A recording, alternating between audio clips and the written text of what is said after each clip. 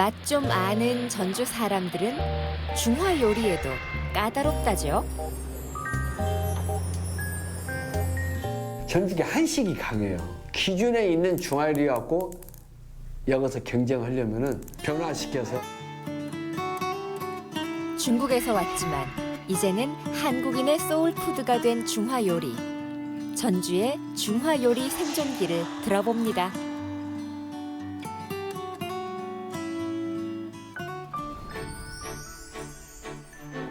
전주 차이나타운의 한 중화 요리 전문점.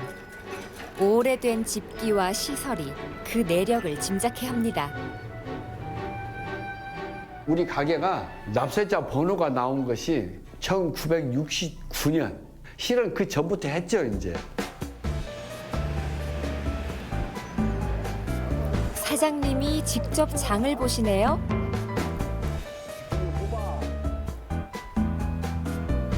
중화 요리집에서 필요한 재료들은 이런 것들이군요. 내일 아침에 물건 사다가 신선도가 있는 놈으로 매일 봐요. 몇십 년 동안 이렇게.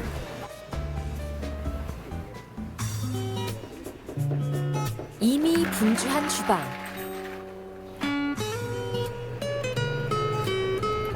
이 반죽이 전부 점심 장사에 사용할 것들이죠. 양이 어마어마하네요.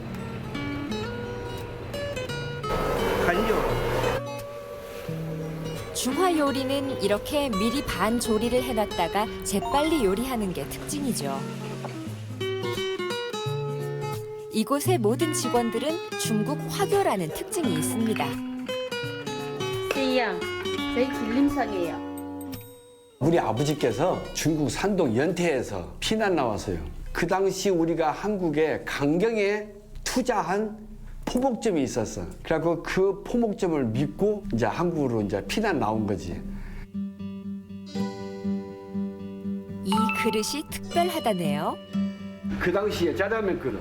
이게 60년 된 거예요, 이게. 그래, 깊이가 틀리지. 이것도 다 골동품이야지.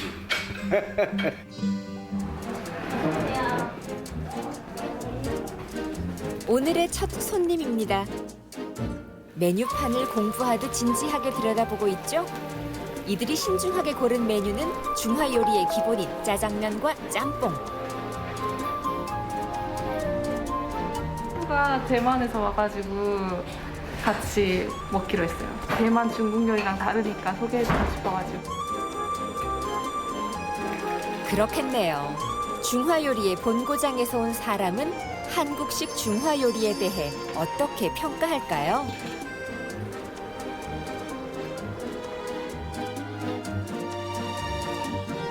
짬뽕이네요. 매울 텐데.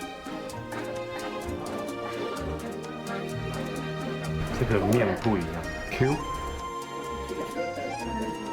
중국인 손님의 반응이 사장님도 궁금했나 봐요. 고향 후배 만난 듯 반기시네요. 중화 요리의 선배들이 한국에 와서 중화 요리를 만들 때 완전 정통 중화 요리는 또 아니에요. 약간 좀 벗어났어요. 한국 사람의 입맛에 맞게끔. 여느 노포가 그렇듯 이곳의 손님들 대부분 역시 오랜 단골들입니다. 중화 요리의 특징은 뭐니 해도 신속함이죠. 다른 곳의 중화 요리와 별 다른 것도 없어 보이는데 이곳을 즐겨 찾으시는 이유가 뭘까요?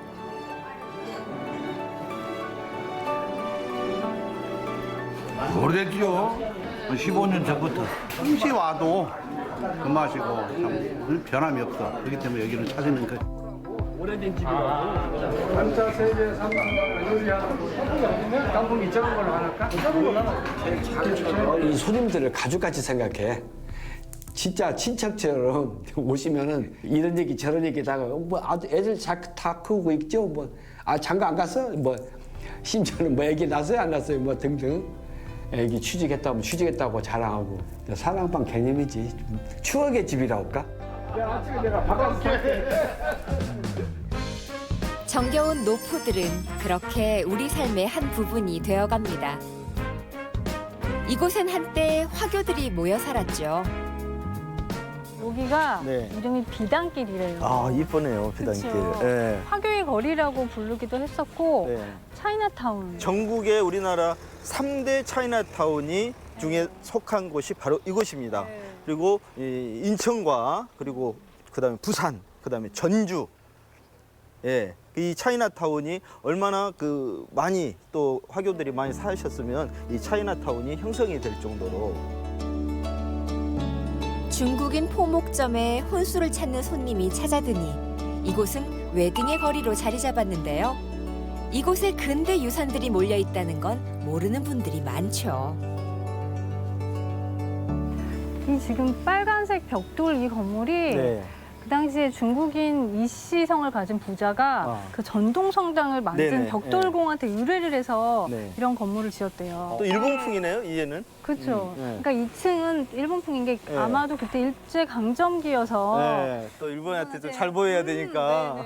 그래서 아마 이렇게 좀 굉장히 독특한 양식의 네. 건물이 네. 탄생하지 않았나 싶어요. 근데 이 건물을 보니까 과거와 현대가 공존해 공존하는 있네요. 그런 건물 같아요. 그래서 대한민국 현대 문화유산으로 네, 근대 문화유산으로 지정이 된 예. 상징적인 건물인 거죠.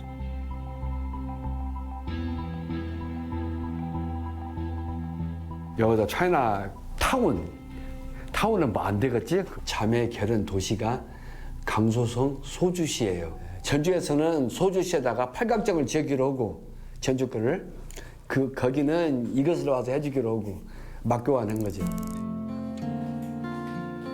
만두도 직접 빚으시네요. 지금은 이렇게 중화 만두를 직접 빚는 곳이 전주에 단 2곳만이 남아있답니다.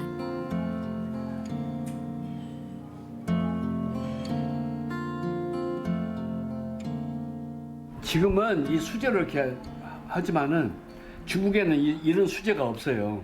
중국은 수제가 없어갖고 소뼈나 돼지뼈, 갈비뼈 가지고 삶아갖고 그 나온 그 뼈로 만든 이것이 있어요.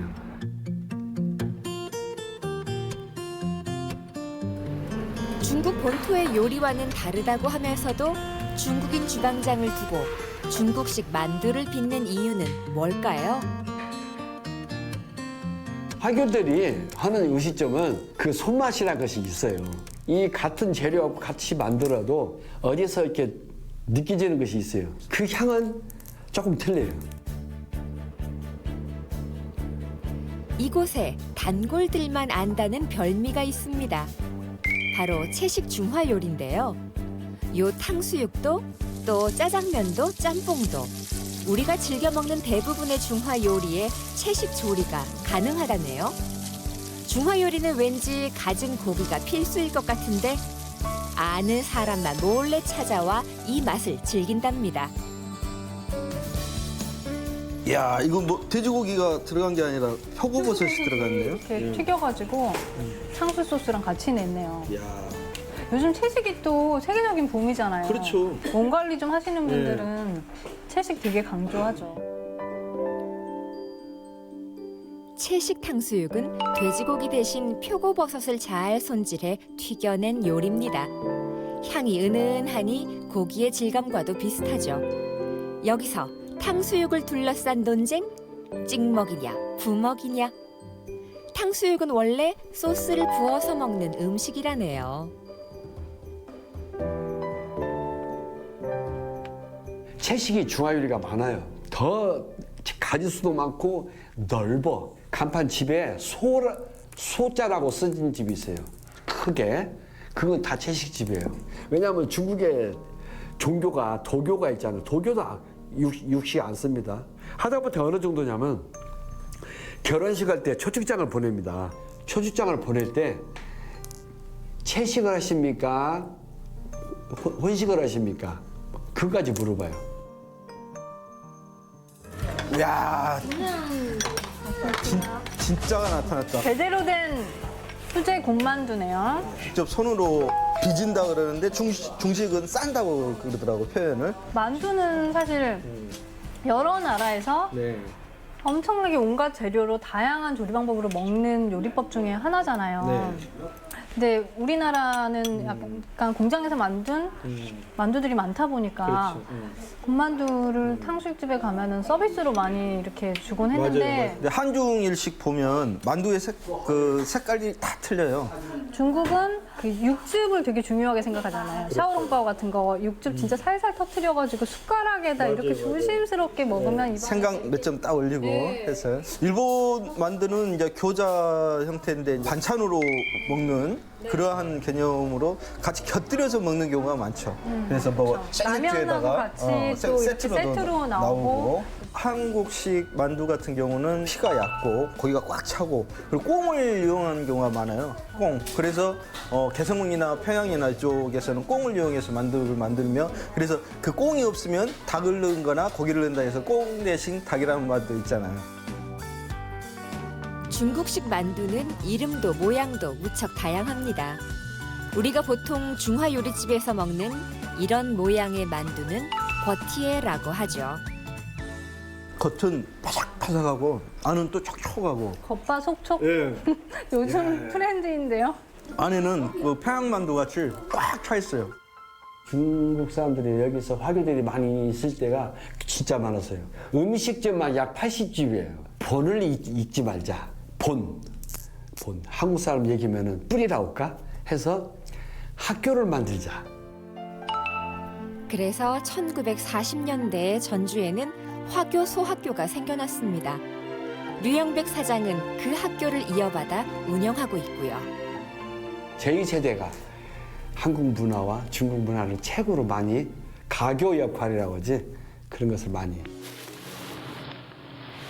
전주 사람들은 중화 요리를 먹는 수준이 다르다고 할 때 그 근거로 손꼽는 것이 바로 이 물짜장입니다. 물짜장은 전주에서만 먹을 수 있는 전주만의 색깔이 드러난 전주식 중화 요리인데요. 그 역사도 아주 오래됐죠.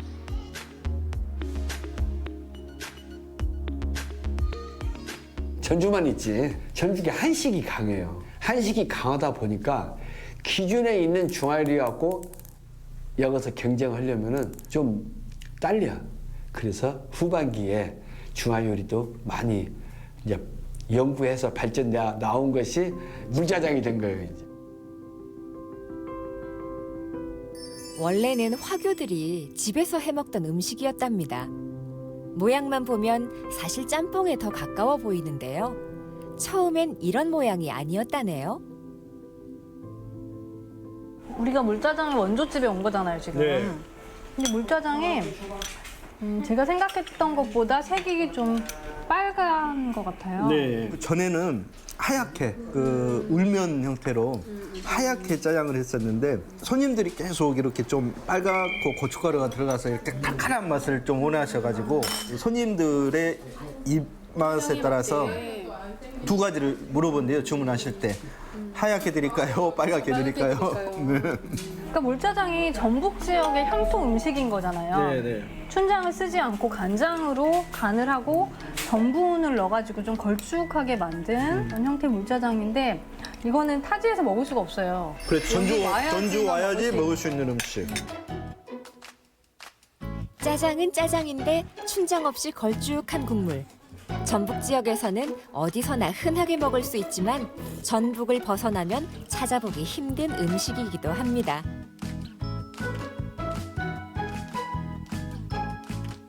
맛이 상당히 깔끔하네요. 처음에 이제 채소와 약간은 이제 볶음면 스타일의 한국 사람들이 맞게 칼칼한 걸 좋아하니까 이제 고춧가루도 좀 넣고. 약간 해물 잡탕면에 울면에 짬뽕이 섞인 것 같은 맛? 물짜장면.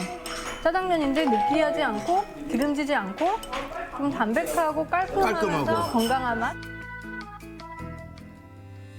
한국에 잘 정착하는 것이 목표였던 화교 1세대. 그들이 만들어낸 중화 요리가 있었다면 이제 한국인이나 다름없는 2세대의 중화 요리를 고민해야 할 때입니다. 꿈은 있었어요. 이제 이 다음에 우리 후손, 우리 아들이 이제 아들이 할 때 변화가 있지 않을까. 새로운 세대 새로운 아이템, 젊은 친구들은 젊은 친구의 그 시대가 있어요. 시대가 있고 유행이 있고 창의적인 것이 있어. 그렇기 때문에 그때 가서 한번 보려고요. 전주 비단길. 차이나타운에 가면 그곳의 오래된 중화요리집에서 물짜장 한 그릇쯤 먹어볼 일입니다. 그리고 그곳의 손맛을 통해 전주에서 정착하려 애쓴 화교들의 이야기에도 귀 기울여 볼 일입니다.